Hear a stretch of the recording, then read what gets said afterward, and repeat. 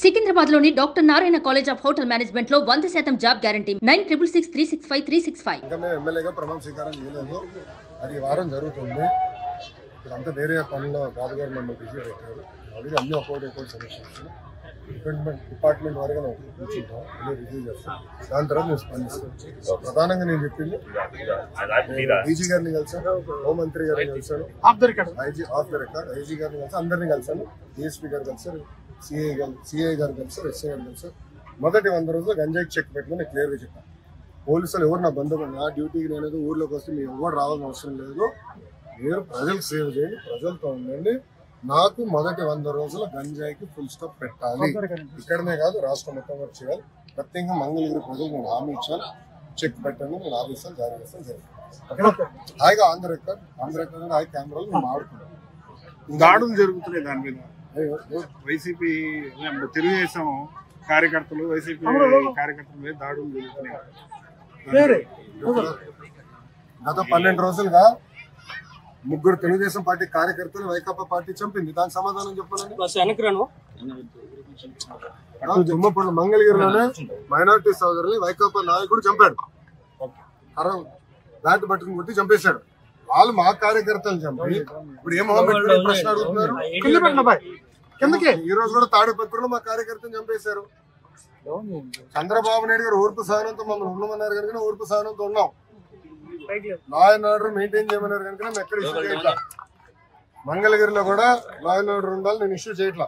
చెప్తున్నా, మిమ్మల్ని అడుగుతున్నా, ఎక్కడండి వైకాపా కార్యకర్త ఎవరు దెబ్బ తగిలింది, ఎవరిని చంపా? మేము ఒక్కటి జోలికి వెళ్ళాం. మేము వాళ్ళు 3 మమ్మల్ని చంపి తిప్పి మా పైన ఆరోపణ చేస్తాం. కరెక్ట్ గా సార్ రుషికొండ ప్యాలెస్ బహిర్గతమైంది ఏంటి సార్? 500 కోట్ల మొత్తం చూడండి, ఇంకా చాలా ఉందని. ఇంకా ముఖ్యమంత్రి గారు దానిపైన నివేదిక అడిగారు.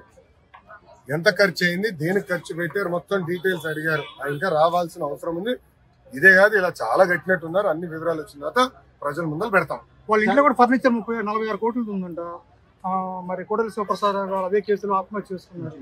అదంతా అధికారులు వాళ్ళ ప్రాసెస్ వాళ్ళు ఫాలో అప్ చేసుకుంటారు. Thank you sir. గంజాయి కేసులో గతంలో ఎక్కడికక్కడ ఆపేశారు, అంటే దొరికినట్టు పట్టుకున్నారు కానీ దాని లోపలికి వెళ్ళలేదు.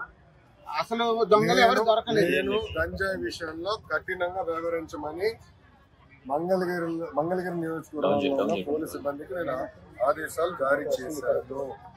మొదటి 100 రోజుల్లో గంజాయి ఫుల్ స్టాప్ పెట్టాలని చెప్పాను. ప్రత్యేకంగా నేను డీజీ గారిని కలిసి, హోంమంత్రి గారిని కూడా కలిసి, నిన్న రాత్రి కూడా హోంమంత్రి అనిత గారితో కూడా మాట్లాడటం జరిగింది.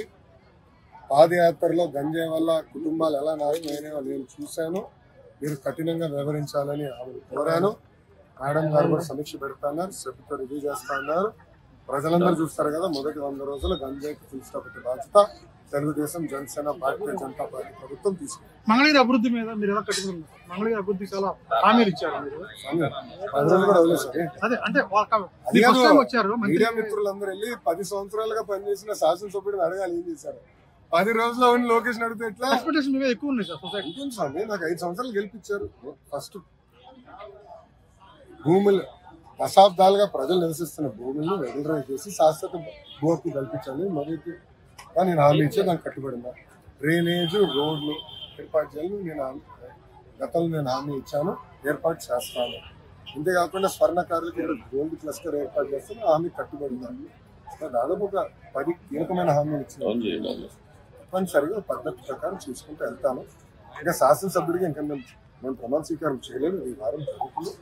ఇంకా నేను రివ్యూ చేయలేదు. ఎంటీఎంసీ కానివ్వండి, ఇతర ఎనర్జీ డిపార్ట్మెంట్ కానీ, వ్యవసాయ శాఖ కానీ సిబ్బందికి ఇంకా నేను రివ్యూ చేయలేదు. ఆల్రెడీ మంత్రులుగా ఉన్న నారాయణ గారికి నా కోరికలు, అంటే మంగళగిరికి మీరు ఏం చేయలేదంటే నా కోరికలు ఆయనకి పంపిస్తాను జరిగింది. కొలుసు పార్థసారథి గారు హౌసింగ్ మంత్రి వర్యులు నేను కలిశాను. ప్రత్యేకంగా మంగళగిరికి చూపు చూడాలి. 91,413 ఓట్లతో నన్ను గెలిపించారు. ఆ బలంతో మీ ముందర నేను నిల్చుంటున్నాను. సో హౌసింగ్ విషయంలో మీరు సాచురేషన్ మోడ్లో మంగళగిరి ప్రజలకి చేయాలని ఆయన కోరటం జరిగింది. ఆయన కూడా అనుకూలంగా స్పందించారు.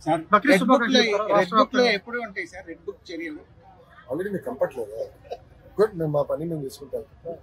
ముందు మీరు చూస్తాం. సుమన్ టీవీలో మీ పర్సనల్ అండ్ బిజినెస్ ప్రమోషన్స్ కోసం కింది నెంబర్కి కాంటాక్ట్ చేయండి.